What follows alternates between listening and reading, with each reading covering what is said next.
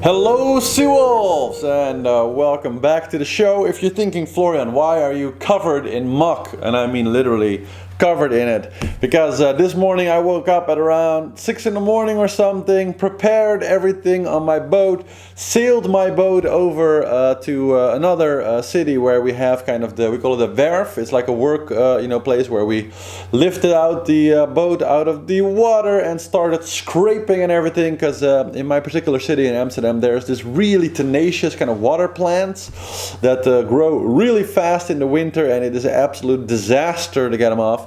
So I spent the whole day just scraping and working with a couple of guys, getting everything off. Then at the end of the day raced home, and now it's almost 7 o'clock at night, so I haven't had any time. I haven't even had dinner yet. It's being made right now, but of course we're so close to the finish, so I wanted to rush right in and make the analysis for you all. But first, a little toast. I have some water actually here because I already had my coffee and everything, but here we go. 3, 2, 1.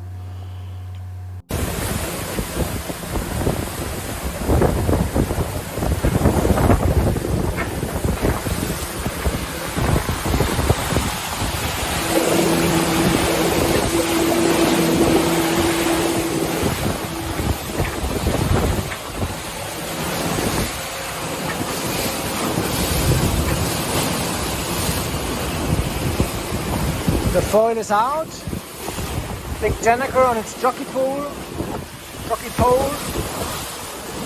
J3 as a staysail, and we are flying, nice. A little bit of stacking going on here, to weather and a little bit forward so the boat is not so much on its ass.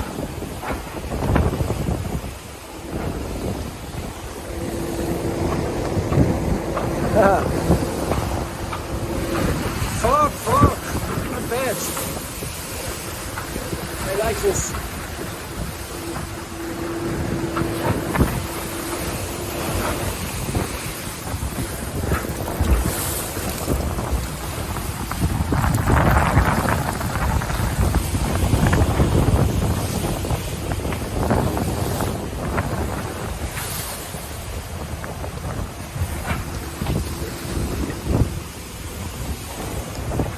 On the bow.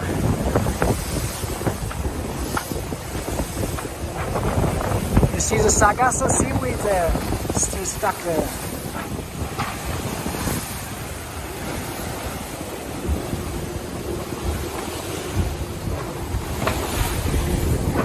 Oh, somewhere out here, this line is Cape Finisterre. No, actually there. So we're heading now, can't see anything, fog, but even if there was no fog I wouldn't see Cape Finisterre either.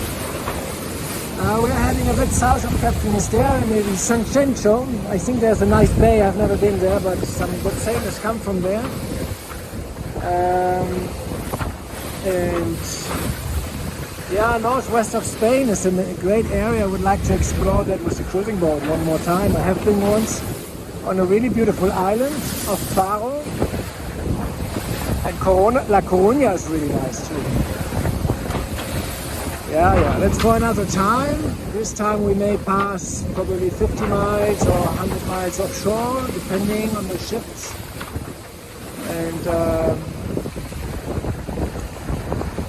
in one day and 1.5 days, let's say, roughly, early AM 28th, we should be there.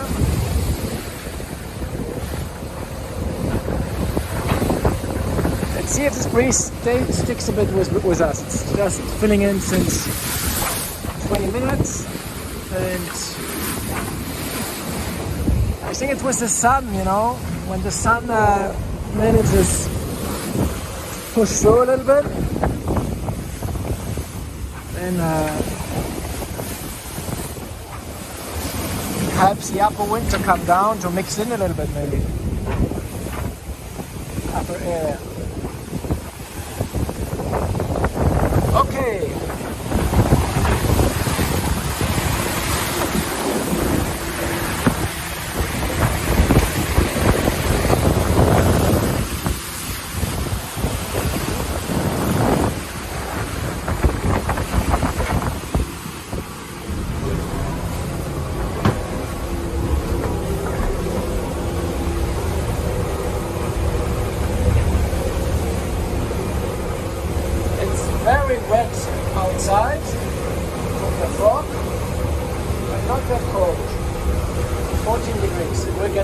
soaked into the fish. But later, delicious. Let it not be said that art dealers don't know how to get down and dirty and do some work, right? Okay, so let's hop right into the analysis. And I have to say, I'm kind of happy today because, of course, there was a lively discussion about what I said about Jean Le Cam taking the shortest route. And take a look here. I mean, isn't that nice? So he did basically exactly what I said. Took that straight road. Of course, he had to make a maneuver to get through the islands there. Then took again the straight road. And the cool thing that I really like about it is that you all remember 550 something miles behind the leader yesterday. Today he is at 483. So Jean Le Cam won about 70 miles on the number one. So everything is compacting. And Jean is doing really well. So I'm really happy to see that he's still not quite in the 15-hour range, of course, but we have some interesting, cool weather developments, and it's all going to be very, very exciting to see how this is going to end up. So we obviously saw the split kind of work in an interesting way. So we do have Charlie Dalin now definitely in position one, very kind of past the Cape of Finisterre just now. Moving up. Let's run through the weather here for a second, see how this develops. So we have a strong storm kind of coming up as everybody moves in there, and then all coming together and moving in. Now again, the prediction lines, nobody knows if that's any good or not, although since it's a pretty simple course, it seems pretty realistic with the speeds there. And interestingly enough, we see that it's a really, really darn close finish, right, with the strong weather. So more or less, what we can deduce from this is that at the moment now, more or less everybody is at the right altitude, let's say, to just take more or less a straight line in, and they're going to have the wind for it, basically. So the wind is pretty conducive for pretty much for all of them to make a straight sail for the finish. Pretty much starting now. So again, let's run through the prediction, and that makes it very interesting to see who is going to actually get there first. Now in the prediction, of course, here it's predicted that Charlie is going to be the first coming in, but wouldn't be me if I would disagree with that, and so I am going to say that it's still going to be Lewis Burton. I think that the wind for him slightly more advantageous from the place where he is right now. He's pretty much having a straight sail, more or less good direction. Charlie still has to make some ground indeed down there and then make his way up. But the winds down there can be kind of shifty, and I think that Lewis still going to be closer in there by the end of it. So that's kind of what I'm thinking. What does the Lewis? I mean, sorry. So what does that mean for Boris's position in second? I think that based on where he is right now, of course. So he took the similar path like what Charlie Dalin did. So he also will have to kind of work his way up there again, making a few maneuvers and then sailing up. And here in the prediction, he is arriving kind of at the same time as we have Lewis here, we have Thomas Rouillant here, and Yannick Besthaven. So kind of all four of them together. I don't know. I think it's going to be personally slightly the other way around. I think that we're going to see Lewis, Thomas, probably, and Yannick arrive ahead, closely followed, or more or less at the same time, maybe even. That would be a really spectacular finish, right? As Charlie and Boris. That's what I'm going to go with prediction wise. So that means that my idea for tomorrow, basically, because it's going to happen tomorrow, is that we're going to see, I think, all 5 of them. It's not going to be, I think, what we're seeing here. So Charlie and Boris may be arriving a little bit ahead of the other 3. I think that they're going to converge, and it's going to be an all-out battle, maybe with just, single miles between them, maybe even some of them sailing side to side, racing into the finish. Wouldn't that be something? Wouldn't that be something if that happened? I hope so. And then for the distance, so how much is Jean going to be behind? He's going to have a straight line in, so he's going to keep making, I think, faster speeds than the leaders for the most part. And so I'm going to say that he's going to win another maybe 100 or so miles on the leaders. And he's going to come in at around 320 or so nautical miles behind, I think. Something like that. 320 to 350 or so behind. And so hour-wise, so he has, of course, 16 hours. So that's not going to be enough, I think, to put him on the podium. But he'll probably be, I don't know, 5th or something. Maybe he'll be 5th place or 4th place. With the time allotment in there. We'll have to wait and see. Okay, so that's my idea for the leaders. Then let's take a look at, of course, the battle that is raging on between Armel and Maxime. So Maxime, so far, still managing to keep Armel at bay. He's very close, though. Let's see how much miles. So 806. So he's literally 10 miles, little less than 10 miles behind Maxime now. So these two are really battling, of course, and yeah, they're very close to the finish. Also, about 2 days out now, 2.5 days. So isn't that going to be a duel, for the ages between them two? And let's see, Maxime really found his speed also, 16.2 knots right now. Armel doing 18 though, about 24 hours, a little bit slower, but his current speed 18.3, 4 hours also 18.3. Let's see what Maxime was doing, 15.7. Okay, so Armel is outpacing him in the way that we have come to expect from him. So I would say that my money is still on the fact that Armel is going to overtake Maxime at some point. But with Armel's hot breath in his back, maybe he'll push his boat to some newfound speed and is able to hold him off before the finish. We'll see. But an epic battle it is. So really cool to see. Right behind there, Clarice. She's doing good now, but I think that this kind of area with some lower winds, whoa, what happened there, might chase her a little bit. So yeah, I think I'm going to have this open. So I think that as we run through, she's going to get enveloped by this kind of system with some lower wind. So she might slow down actually a little bit. Of course, she will move through.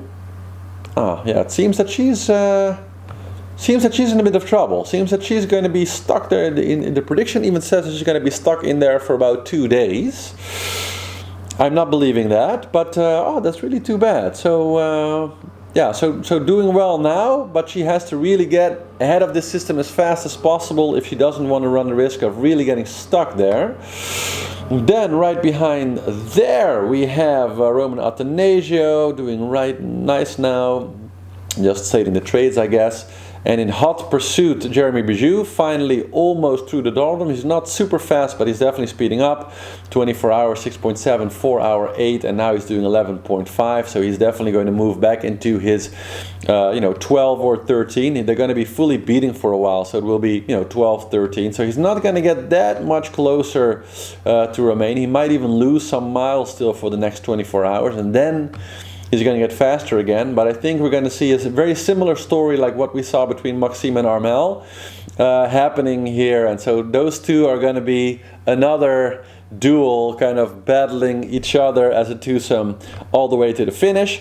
And then behind, and so now we see here, of course, the group with Pip Hare. But we do see that Kojiro now overtaking both Stefan Laderijon and Pip Hare, so that's interesting to see that he moved up 2 places there now. And in hot pursuit of Alan Rora and Ona Bozeris, let's look at their speed. And Kojiro around, no, similar, a little faster than the both other gents, not very much faster, but I still say that Kojiro amazingly is going to move up to 15th. Yeah, I think by the time they get through the doldrums, probably Kojiro is going to be at the head of this fleet. So still, ultimately, after all his, dangling in the end of the fleet after having so much trouble, he's still going to make it to 15th position. That is really impressive. Pip doing good speed again. Now nothing really huge to report there. Then Clement Girard, Manuel Cosin, and we have Marin there, all sailing nicely. So they kind of got through that wind hole where they got stuck, so they're finally making some decent speed again. And then all the way in the end we see Ari now here sailing nicely, and Alexa Barrier both passing the Falkland Islands. Let's see how they are looking for the prediction. Yeah, so they are about to run into the famous weather spaghetti that we've seen everybody struggle with so much, and it seems that they are going to have their own little version of that. And so yeah, as we see, very tough prediction for them also, and that is going to stay just extremely, like really extremely chaotic weather area as you can see, and that's going to take them, I'd say, at least another 4 days or so to get kind of beyond that, more towards maybe even 5 to 6. So 4 to 6 days, I guess, for them to get through the weather spaghetti there. Hi all, and welcome back on Stark Imoca during Vendee Globe. It's now 26th of January, almost 24 hours since I passed Cape Horn, and now on the Atlantic side things has gone quite nicely. Progress has been good. I'm now already passing Falkland Islands, but again, as you can see, the weather chart where I am is really red, and it's gonna be like this for next 24 hours. Got gusts up to 32 knots and speeds up to 22 knots. Some clouds just above me, which is making a bit more wind. Anyway, it's morning here at Falkland time, coming 7 o'clock, and behind me it's quite nice blue skies. It's gonna be good after the clouds, and I've been able to have some rest, so happy for that. It was so hard the last days on the south, and all good on board. Waves are quite big again, and they are turning and smashing the boat, but that's normal here.